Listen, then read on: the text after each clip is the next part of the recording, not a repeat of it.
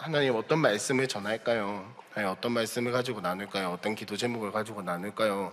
참 많이 물어보고 고민하고 기도한 끝에 우리가 이 기도하면서 말씀을 듣고 우리의 삶이 해석이 되고 또 하나님께서 주신 것들을 받아들일 때 사실 우리가 이 기도회를 하는 목적이 뭡니까, 여러분? 2주 동안 기도회를 하는 이유, 목적 왜 오십니까? 2주 동안 저녁밥 주니까?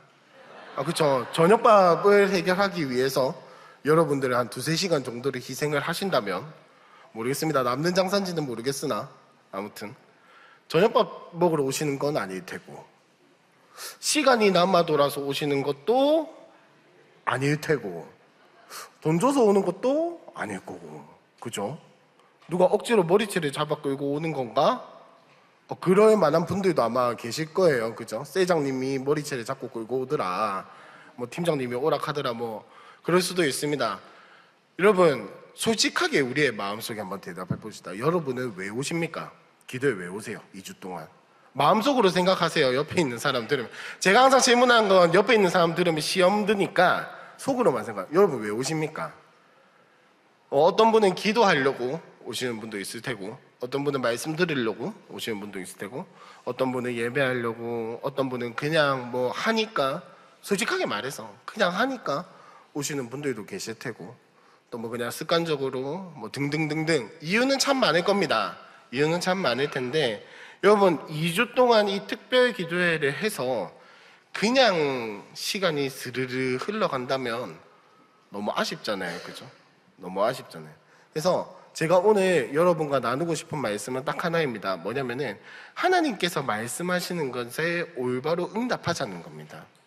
하나님께서 우리에게 주시는 말씀과 우리에게 주시는 것들에 대해서 올바르게 응답하자인데, 이 이야기가 왜 나오냐? 옛날에 한 10몇 년 전이었던 것 같습니다. 옛날에 그 검은색 책이 하나 있었어요.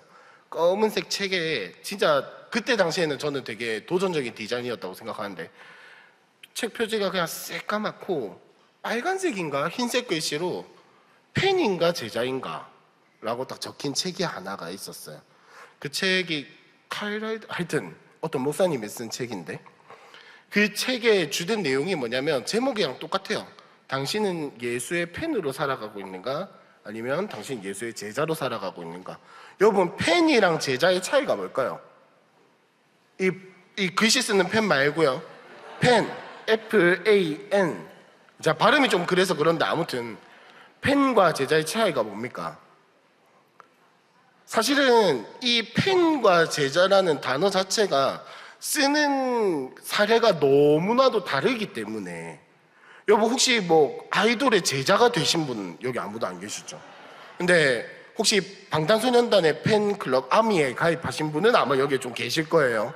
어른아이 할 거 없이 요새는 많이 가입하시던데, 우리가 방탄소년단을 아무리 좋아해도 그들의 제자라고 하진 않아요. 그들의 제자라고 하진 않아요. 우리가 아무리 어떤 배우나 어떤 연예인을 아무리 좋아한다고 해도 팬이라고만 하지 제자라고는 하지 않습니다. 그러니까 쓰는 이 법례 자체가 너무 다른 거예요. 팬과 제자는. 제자라는 말은 어떤 때 씁니까? 뭔가를 내가 배우거나 뭔가 내가 그 사람한테서 얻어낼 것이 있거나, 하여튼 내가 어떠한 사람한테서 배우거나 습득하거나 받을 것이 있을 때 제자라는 말을 많이 씁니다. 팬과 제자는 전혀 다른 개념이죠. 근데 그 책을 쓴 저자는 당신은 예수의 팬인가 제자인가를 정확하게 물어봅니다. 여러분 팬은 뭐예요? 좋아서 따라가는 사람, 좋아서 내 돈을 뭐 쓰면서 그 사람을 좋아하는 게 팬이죠. 근데 여러분 팬이 아무리 좋아도 방탄소년단의 삶을 본받으려고 합니까? 뭐 그렇게 하려고 하는 사람도 있겠죠. 근데 그걸 배우려고 하거나 그러진 않습니다. 기본적으로 팬이라고 하면은 나의 기호의 어떠함에서 나오는 좋아함을 표현을 하고 이렇게 할 뿐이지, 그 사람의 모든 걸 다 받아서 배우려고 하고 나도 그 사람처럼 살아가려고 하고 하지는 않는다는 거죠. 근데 우리나라에도 그런 분들이 많지만 어떤 장인의 제자들은 어떻게 살아갑니까? 그 사람의 모든 기술을 다 배우려고 하고 그 사람이 살아가는 삶과 그 사람이 하고 있는 모든 것들을 다 배워서 내 걸로 만들려고 하는 게 제자의 기본적인 자세입니다. 자, 여러분에게 그럼 한번 여쭤보겠습니다. 여러분들은 예수님의 팬입니까? 제자입니까? 네, 대답해 주셔도 감사하고요. 대답 못하신 분들은 뭐 팬일 수도 있고 제자일 수도 있겠죠. 여러분, 우리의 모습과 우리의 위치를 한번 잘 생각해 보자는 겁니다. 우리가 지금 예수의 팬으로서 이 자리에 왔는지, 예수의 제자로서 이 자리에 왔는지, 이 이야기를 제가 오늘 이 말씀 가운데서 이런 부분을 한번 발견했습니다. 27절을 한번 보시면요, 두 구절밖에 없지만 27절을 한번 보시면 한 여자가 자기의 음성을 높여서 예수님에게 뭔가 말을 합니다. 27절 다 같이 한번 읽어볼까요? 시작. 이 말씀을 하실 때에 무리 중에서 한 여자가 음성을 높여 이르되 당신을 뵌 태와 당신을 먹인 젖이 복이 있나이다 하니. 자, 뵌 태와 먹인 젖, 이 말의 뉘앙스를 보니까 지금 누구를 이야기하는 것 같습니까? 사람을 지칭하는 건데 누구를 이야기하는 것 같아요? 그렇죠? 예수님의 어머니 마리아를 이야기를 하는 거죠. 자, 그럼 이 여자가 말하는 건 어떤 말입니까? 당신과 같은 아들을 둔 어머니는 참 좋겠다. 당신과 같은 사람을 낳은 어머니는 참 좋겠다. 이게 무슨 말이냐면은 그 어머니와 그리고 이 예수님에게 둘 다 이제 복이 있을 것이다라고 약간 뭐랄까 축복하는 어떤 이 속담 같은 거예요. 우리나라로 치면 이게 어디서 비롯되었냐? 창세기 49장 25절에 한번 보시면 야곱이 자기 아들 요셉에게 축복을 할 때 이렇게 축복을 합니다. 다 같이 한 번만 읽어보겠습니다. 시작. 내 아버지 하나님께로 말미암았나니 그가 너를 도우실 것이요 전능자로 말미암나니 그가 내게 복을 주실 것이라. 위로 하늘의 복과 아래로 깊은 샘의 복과 젖먹이는 복과 태의 복이 오르다. 이 말씀이 변형이 되어가지고 어떤 대단한 사람이라든지 존경할 만한 사람, 따르고 싶은 사람을 축복하거나 그 사람에게 좋은 말을 해줄 때 아마 이런 속담으로 바뀐 게 아닐까라고 추측을 해볼 수가 있겠죠. 어쨌든 간 이 한 여자는 예수님의 이 사역들과 그리고 예수님의 말씀에 대해서 반응하기를 어떻게 반응을 했냐? 아, 당신 참 멋있습니다. 당신 참 존경합니다. 당신 참 대단한 사람인 것 같습니다. 라고 한 여자가 반응을 한 겁니다. 이 앞에 예수님의 사역이 뭐였냐면 가깝게는 귀신을 쫓아내는 사역을 하셨어요. 근데 귀신을 쫓아냈는데 누가복음 이 성경책 있으신 분들은 앞에 한번 보시면 예수님이 말 못하게 하는 귀신을 쫓아내시고 나서 사람들이 막 시비를 거는 거예요. 저 사람이 무슨 권세로 무슨 능력으로 귀신을 쫓아내는가. 거기에 대해서 예수님이 설명을 해주시는데 누가복음 11장 23절입니다. 예수님의 이에 대한 반응은 뭐였냐면 다 같이가 아니라 저 혼자 읽어볼게요. 나와 함께 하지 아니하는 자는 나를 반대하는 자요 나와 함께 모으지 아니하는 자는 해치는 자니라. 이게 예수님의 지금 가르침의 핵심이거든요. 예수님이 권세를 막 해가지고 귀신을 쫓아냈어요. 사람들이 의문스러워하는 거예요. 무슨 권세로 쫓아낸 거지? 어떤 능력으로 쫓아낸 거지? 당신은 무슨 힘으로 이 귀신을 쫓아냈습니까? 라고 이렇게 의문을 가지고 있으니까 예수님이 그들의 생각을 아시고 이르시되 라고 하면 쫙 이야기를 하시거든요. 근데 이 능력에 대한 이야기를 하시다가 갑자기 이 23절에 이야기를 하시는 거예요. 뭔가 결이 안 맞는 것 같죠? 근데 예수님이 지금 여기서 이야기를 하고 싶으신 게 뭐였을까요? 앞에 한 번 더 볼까요?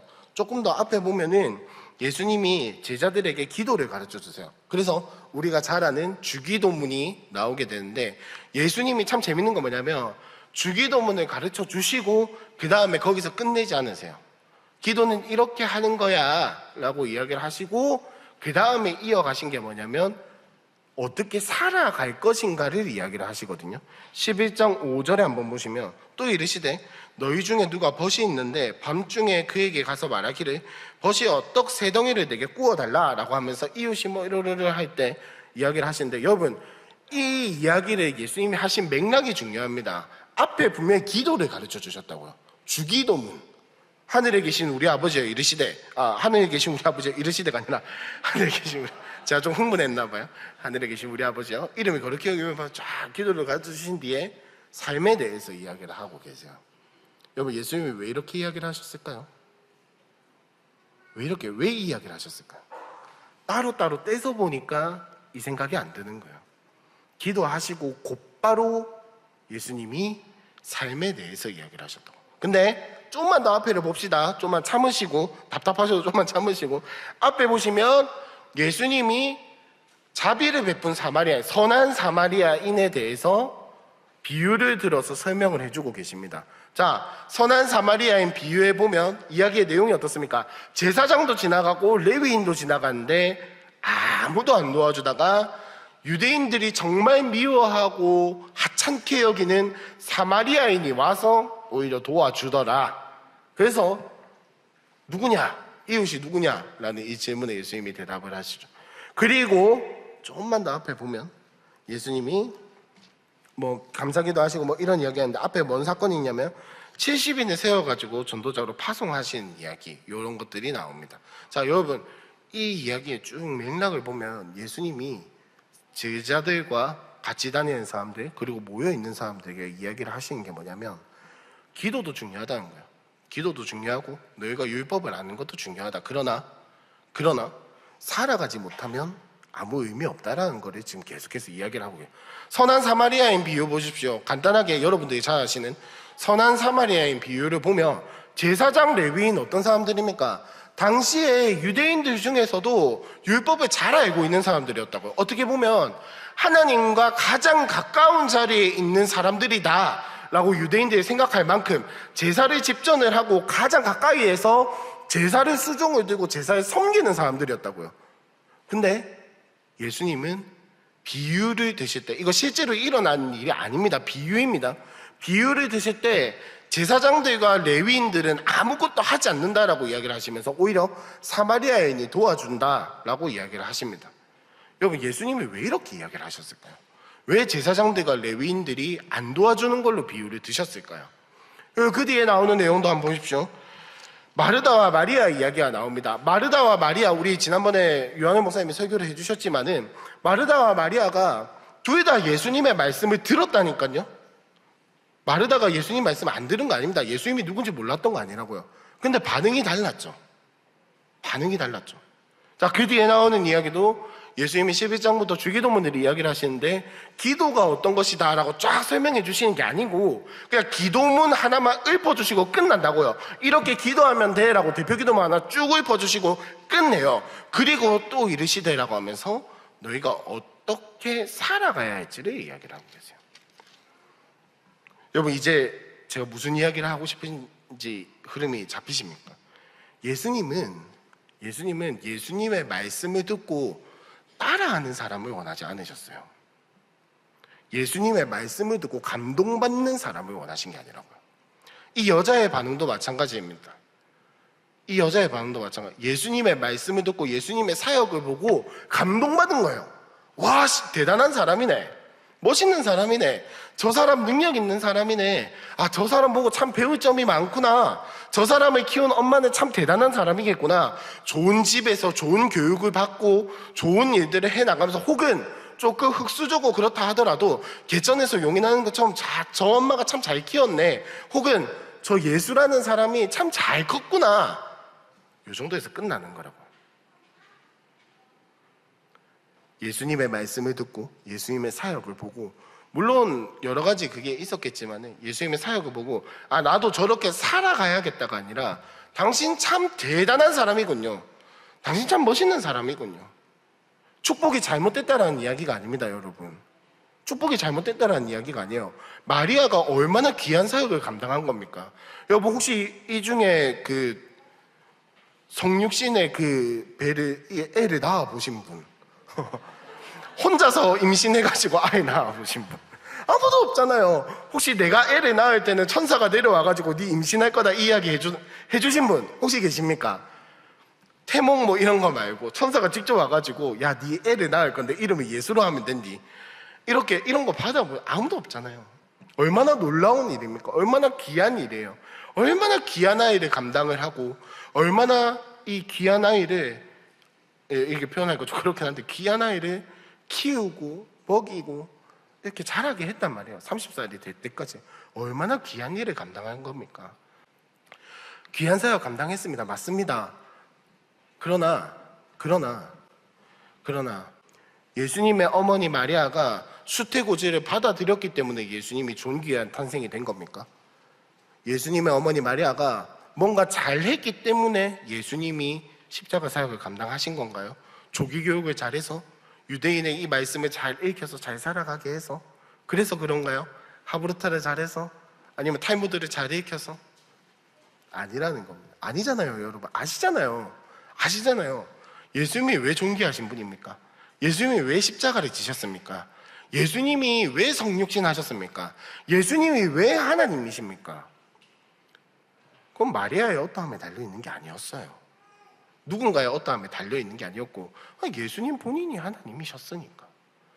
예수님 이야기를 왜 하냐면 예수님의 말씀, 예수님의 가르침 이걸 듣고 우리가 해야 할 반응은 뭐냐면 나도 그렇게 살아보겠습니다예요. 와, 감동 깊네요. 좋은 말씀 잘 들었습니다. 이러고 끝나는 게 아니라고요. 여러분, 지금 여러분 우리에게 한번 적용을 해볼까요?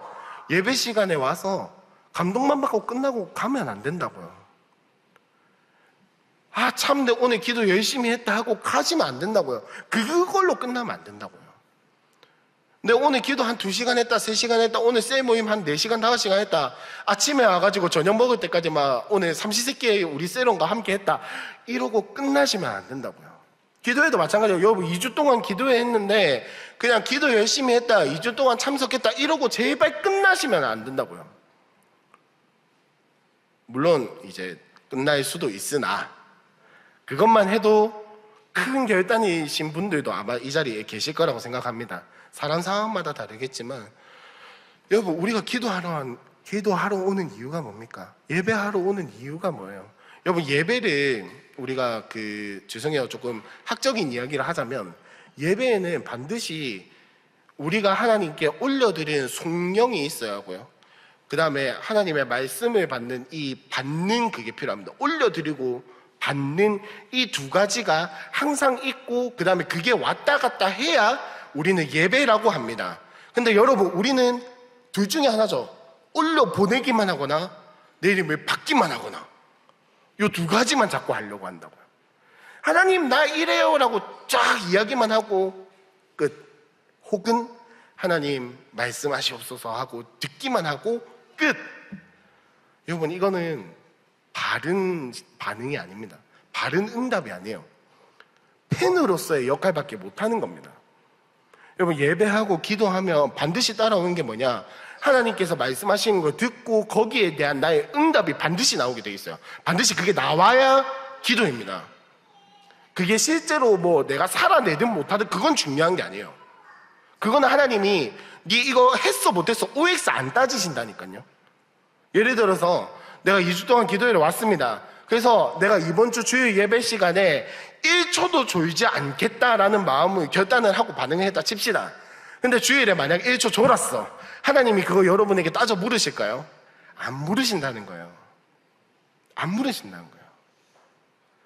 그거를 잘 해내냐 못 해내냐, 성공하냐 실패하냐를 하나님이 따지시고 물으시는 게 아니라 네가 내 말씀에 정말 제자처럼 반응하기 원하니?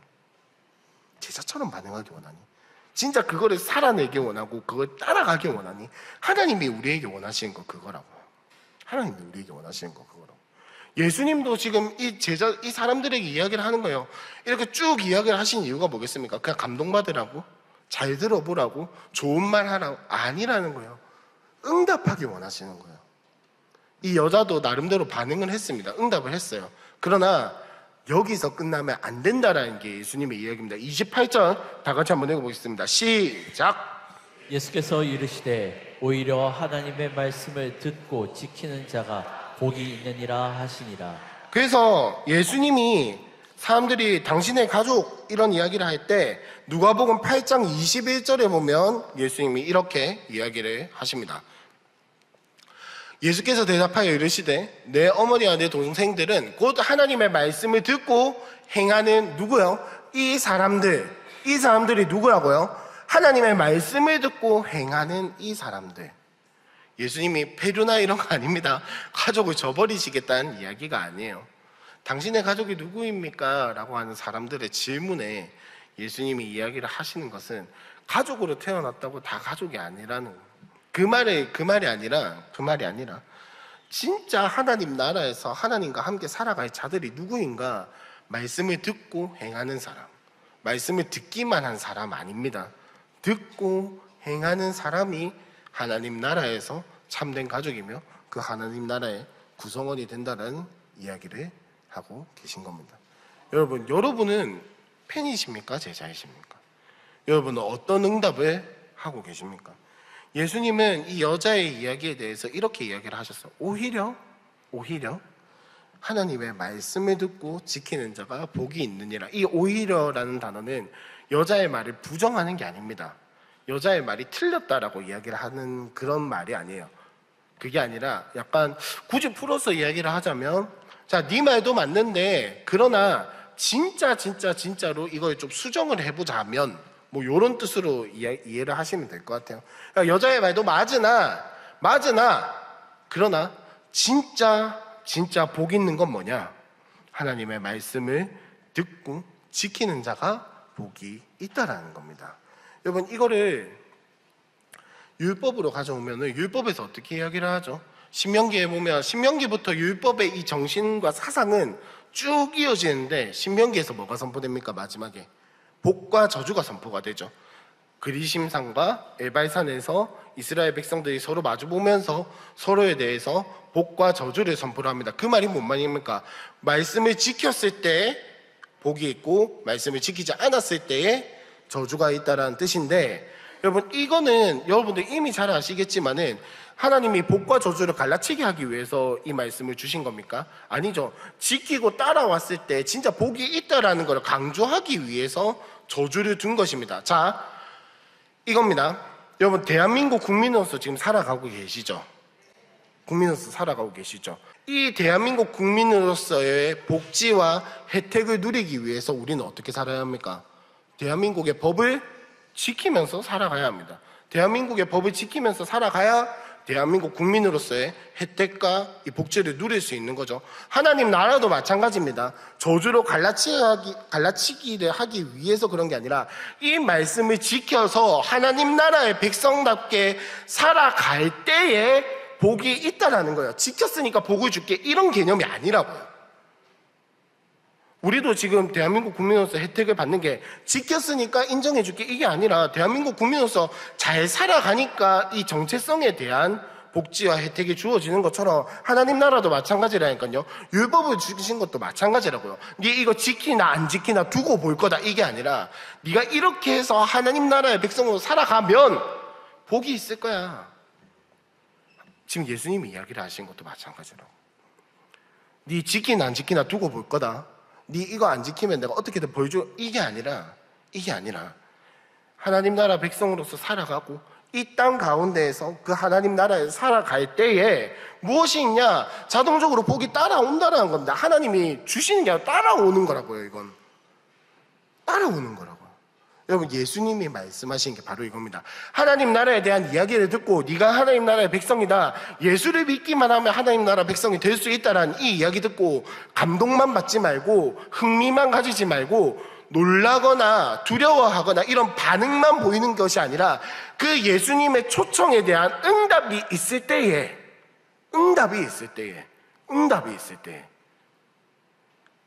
하나님이 반드시 복을 주신다라는 이야기입니다. 여러분은 복을 받기 원하십니까? 혹은 복을 안 받기 원하십니까? 복 안 받고 싶은 사람은 아무도 없을 거예요. 맞죠? 뭐가 됐든 뭐라도 하나 콩고물이 떨어진다는데 누가 그걸 거부를 하겠습니까? 그런데 진짜 이 복을 받으면서 살아가는 사람들은 어떤 사람들이냐면은 예수님의 말씀을 듣기만 하는 사람들, 알기만 하는 사람들, 감동받는 사람들, 참 좋다라고 느끼는 사람들이 아니라 이 말씀을 듣고 지켜나가는 사람들이 진짜 복 있는 사람들이라는 겁니다. 여러분, 그래서 제가 아까 서두에 기도에 와가지고 그냥 가시지 말라는 거예요. 진짜 하나님 앞에서 상대의 응답을 해보자고요. 그냥 좋다, 아, 참, 그래, 좋은 시간이었다. 이러고만 끝나는 게 아니라 뭐라도 하나 결단이 나오고, 뭐라도 하나 살아보려고 하는 노력이 나오고, 뭐라도 하나 내가 이 기도, 아니면 하다못해 내가 나의 이 기도의 틀을 깨보겠다라는 결단이 나오고, 내가 하나님의 음성을 정말 들어보고 싶다라는 어떤 나의 마음속에 반응들이 나오는 거, 그게 예수님이 우리에게 바라시는 기도회가 아니겠습니까? 그래서 이 2주 동안의 기도회 가운데 우리가 한번 진짜 예수님의 음성을 듣고 한번 응답하는 시간을 가졌으면 좋겠습니다. 감동해서 끝나는 게 아니고 그냥 아 좋다 해서 끝나는 게 아니라 진짜 하나님 말씀에 응답하는 거, 진짜 하나님 말씀 듣는 거. 그래서 내가 이 하나님 나라 복을 받고 살아가는 거. 근데 여기서 우리가 들었죠? 응답하고 살아가야 합니다. 요거를 조금만 더 구별해서 이야기를 하자면, 기도 가운데 하나님 말씀을 첫 번째로 들어야 합니다. 이렇게 하기 위해서, 응답하면서 살아가기 위해선 첫 번째로 들어야 돼요. 무슨 말이냐, 여기 혹시 잘 안 들리시는 분, 제가 말하는 게 잘 아무도 안 계시죠, 그죠? 이 음성에 그냥 이걸 들었다고 해서 끝이 아니에요. 예수님의 말씀을 듣는다는 건, 기도 가운데 하나님의 음성을 듣는다는 건, 아, 하나님이 나에게 무엇을 말씀하시는가를 고민하고 생각하고, 그리고 그 치열한 싸움이 있을 때에 들리는 게 하나님의 음성입니다. 그러면 하나님의 음성을 진짜 듣거나 내가 봤을 때에는 뭐가 있냐면, 대표적인 대표적인 현상으로 분별이 돼요. 나의 문제라든지 나의 삶이라든지 나의 어려움들에 대해서 분별이 되기 시작합니다. 물론 안 될 때도 있어요. 근데 100%라는 게 아니라 대부분 보면 아, 내가 어려워하고 생각하기 힘들어하고 헷갈려했던 문제들이 분별이 되기 시작합니다. 분별이 되면서 내가 무엇을 해야 할지가 바르게 보이기 시작해요. 보이기 시작하면서 하나님 음성이 진짜 지혜로 들리는 거예요. 그냥 지나가는 뭐 이런 게 아니라, 이게 처음에 기도하고 이렇게 할 때는 보면 막 내 생각인지 하나님 음성인지 이게 구별이 안 될 때가 참 많거든요. 근데 이게 구별이 되기 시작하면 하나님 음성이 뭐 다른 톤으로 들린다든지 막 이렇게 동굴 소리가 들리다든지 그런 게 아니라 분별이 되기 시작합니다. 분별이 되기 시작하면서 그 음성에 두 번째로 따라온 게 뭐냐면 응답하는 거예요. 하나님 한번 살아볼게요. 해볼게요. 여러분, 결단하는데 돈 드는 거 아닙니다. 결단하는데 여러분의 어떠함이 전혀 의지를 드리는 거예요. 하나님 앞에 내 의지를 드려. 기도만 하고 땡, 하나님 이거 해주세요, 하나님 이렇게 될 겁니다, 아 이렇게 하나님이 하시는구나, 끝. 이게 아니라 하나님 그럼 내 의지를 드리겠습니다, 하나님 앞에 나를 내어놓겠습니다. 이 작업들이 이루어지고 나면 그 다음에 우리의 삶에서 살아가야죠. 그렇게. 그래서 믿고 감사하고 살아가는 게 바로 그걸 이야기를 하는 겁니다. 기도 가운데에서 음성을 듣고 분별을 했고, 아, 내가 이렇게 한번 살아봐야겠다, 하나님의 음성을 들었다 하면은 살아가는 게 그 가운데에서 믿고 감사하는 거예요. 내 삶이 어떻다 한들, 나에게 보이는 게 어떻다 한들, 실제로 내 삶에서 일어나는 게 어떻다 한들 내가 받은 하나님 음성 들고 살아가는 거죠. 우리는 눈에 보이는 걸로 살아가는 사람들이 아니잖아요, 그죠? 늘 그 히브리서에서도 이야기를 하잖아요. 믿음이라고 하는 것은 보이는 것들 때문에 결정되어지는 것이 아니라 보이지 않는 것들로 인해서 생겨나는 것이 믿음이다라고 11장에서 정확하게 이야기를 하고 있습니다. 여러분, 그러면서 제일 먼저 11장에서, 히브리서 11장에서 예를 드는 게 뭡니까? 아브라함의 이야기를 하면서 도저히 신체 구조상으로 사라가 임신할 수 없었음에도 불구하고 임신하게 되어서 자녀가 태어났고 아브라함에게 아들을 주시겠다는 그 약속이 이루어졌다라고 이야기를 하죠. 그게 믿음이라고 이야기를 합니다. 여러분, 이거 우리의 삶에 한번 가져와 봅시다. 우리에게 도저히 일어날 수 없는 일. 100살, 이렇게 표현해서 죄송합니다. 100세를 먹은 할머니가 임신을 한다는 게 우리 인생에서 일어날 수 있는 일인가요? 여러분, 100세 먹은 할머니가 임신한다는 거 믿으십니까? 반응이 왜 이렇죠? 아브라함, 사라는 임신했는데 왜 이럴까요? 여러분, 100세 먹은 할머니도 임신할 수 있습니까? 아니요라고 대답하시는 분들은 현실적인 영역에서 대답을 하시는 걸 테고, 네라고 하시는 분들은 믿음의 영역에서 대답을 하시는 거겠죠. 근데 여러분에게 한번 질문해 보겠습니다. 여러분에게 이 약속이 딱 떨어진다면 여러분들에게 이 약속이 딱 떨어진다면 여러분들은 어떻게 사시겠습니까? 그 말씀에 기도하다가 이 말씀을 받았어. 하나님이 주셨어. 그걸 분별이 됐어. 이게 맞는 것 같아. 여러분들은 어떻게 사시겠습니까? 백사목은 할머니가 임신을 하려면 어떻게 해야겠어요? 그 임신에 뭔가 그거를 할 수 있는 그걸 해야겠죠. 근데 우리는 실제로 어떻게 살아가냐면 에이 내가 100살이나 먹었는데 어떻게 사노? 어떻게 하노? 안 된다 나는. 이러면서 살아가는 거예요. 여러분의 삶에 하나님이 복 주시겠다 약속하셨고 여러분의 삶에 하나님이 개입하시겠다라고 분명히 이야기를 하셨고 여러분의 삶을 통해서 하나님 나라를 이루어 가시며 여러분의 삶에 하나님의 언약을 이루신다고 말씀하셨음에도 불구하고 내 삶의 모습을 보니 안 될 것 같아서 하나님 안 되겠네요. 난 이렇게 안 살랍니다. 어차피 안 될 건데 뭐하러 삽니까? 이렇게 살아가고 끝난다는 겁니다. 기도 가운데 하나님 말씀을 들으려고 하는 게 아니라 하나님께서 주시는 그 언약을 들으려고 하는 게 아니라 내가 이루고자 하는 것들, 내가 원하는 것들을 그냥 계속 요구하는 거예요. 하나님 앞에. 내 욕심이 드글드글해서 내가 원하는 방향이 너무나도 강해서 하나님 앞에 하나님 무슨 말씀을 하시렵니까? 라고 들으려고 하는 것이 아니라 하나님 이거 이루어 주셔야 합니다. 해 주셔야 합니다. 이렇게 만들어 가셔야 합니다라고 기도하고 있다고요. 우리의 모습이. 여러분 이거 한번 내려놓고 우리 이번에 기도해 봤으면 좋겠습니다. 2주 동안 하나님 우리의 삶 가운데 지금 우리 교회 가운데 우리의 모습 가운데 뭘 하시고 싶으십니까? 물어보자고요. 하나님 우리 공동체를 어떻게 하시길 원하십니까? 하나님 어떻게 회복하길 원하십니까? 우리에게 어떤 방향을 주길 원하십니까?를 물어보자고요. 물어보고 그 말씀이 주어졌을 때 거기에 응답하면서 살아가자는 겁니다. 우리의 욕심과 우리의 원함과 이거를 하나님 앞에 요구하는 것이 아니라 이 여자가 예수님께 왜 나왔겠어요? 27절에 나오는 이 한 여자가 그 무리 중에 왜 끼어 있었겠냐고요. 예수님에게 내 원하는 것을 드리고 싶지 않았을까요? 예수님, 내가 병이 낫고 싶은데. 예수님, 내가 돈이 많고 싶은데. 예수님, 내가 원하는 게 있는데 다른 사람들한테 하셨던 것처럼 나에게도 좀 해주시면 안 될까요? 안 될까요? 이 마음 가지고 분명히 왔을 거라고요. 근데 예수님은 그녀가 원하는 이야기를 해주지 않으셨어요. 그녀가 원하는 이야기를 해주지 않으셨고 그냥 이 여자는 감동만 받은 거예요.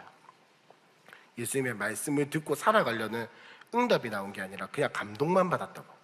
와 진짜 좋은 말씀이네, 좋은 이야기네, 좋은 일들 하네, 선한 일을 하시네. 저 사람이 참 율법의 이 삶을 참 잘 지켜가네. 감동만 받았다고. 감동만, 좋은 인상만 받았다고. 그러니까 예수님에게 이야기를 한 거예요. 당신의 벤태와 당신을 먹인 저지 복이 있습니다. 참 대단한 사람이군요. 참 잘 자라셨군요. 참 멋있는 사람이군요. 근데 예수님은 그녀에게 그래 네 말도 맞는데 진짜 복 있는 사람은, 진짜 복 받는 건 뭐냐면 하나님의 말씀을 듣고 지키는 자다. 여러분은 팬으로 살아가시겠습니까? 아니면 제자로 살아가시겠습니까? 팬과 제자의 차이는 뭐냐면 응답의 차이입니다. 응답의 차이. 여러분 팬은 반응하는 사람들이에요. 반응. 가수와 배우와 그런 어떠한 엔터테인먼트에 반응하는 사람들이 팬입니다. 근데 제자는 예수의 말씀에 응답하는 사람들이 제자들이에요. 여러분 우리는 예수의 말씀에 응답하면 좋겠습니다. 예수의 말씀을 듣고 분별하고 그 말씀에 응답해서 실제로 살아가는 우리의 삶 가운데에서 우리의 모습 가운데에서 그 예수의 말씀이 이루어지는 그런 삶을 살아가길 바랍니다. 진짜로요. 그래서 이 2주 동안의 기도회 가운데 하나님이 어떤 말씀을 주실지 또 우리에게 어떤 이야기를 하실지 우리는 알 수가 없습니다. 알면 하나님이죠. 그죠?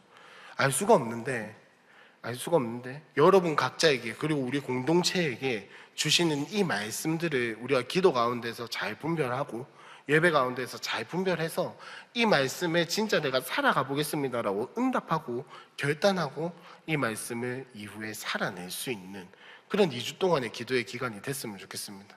그래서 이 여자처럼 그냥 반응만 하고 감동만 받고 아 좋았다 재밌었다 혹은 뭐 기도 많이 했다 열심히 했다 이러고만 끝나는 그런 기도회가 아니라 내가 이 2주 동안의 기도회 가운데에서 이렇게 한번 살아가 보겠습니다. 결단하고 이렇게 한번 내가 응답해 보겠습니다. 결단하고 하나님은 다시 한 번 더 말씀해 주시면 하나님은 그거를 뭐 재고 따지고 하시는 분이 아니에요. 못 살아도 괜찮습니다. 이후에 결단을 했는데 못 살아도 괜찮아요. 그러면 하나님이 우리에게 반드시 살게 하십니다. 이게 참 감사하고도 무서운 일인 거예요. 살게 하신다는 게 여러분 얼마나 무섭고 또 감사한 일인지는 여러분들이 아마 더 잘 아실 겁니다. 하나님은 반드시 살게 하세요. 하나님 나라 백성이 되게 하신다고요. 그러니까 우리 한번 해봅시다. 기도하고 분별하고 응답하고 들어봅시다. 한번 그렇게 해서 이 2주 동안의 기도회 이후에 또 새로운 셀이 시작되고 하반기에 어떤 우리 교회가 진행이 될 텐데 그 기간 동안에 그냥 2주 동안 우리 늘 이야기했잖아요.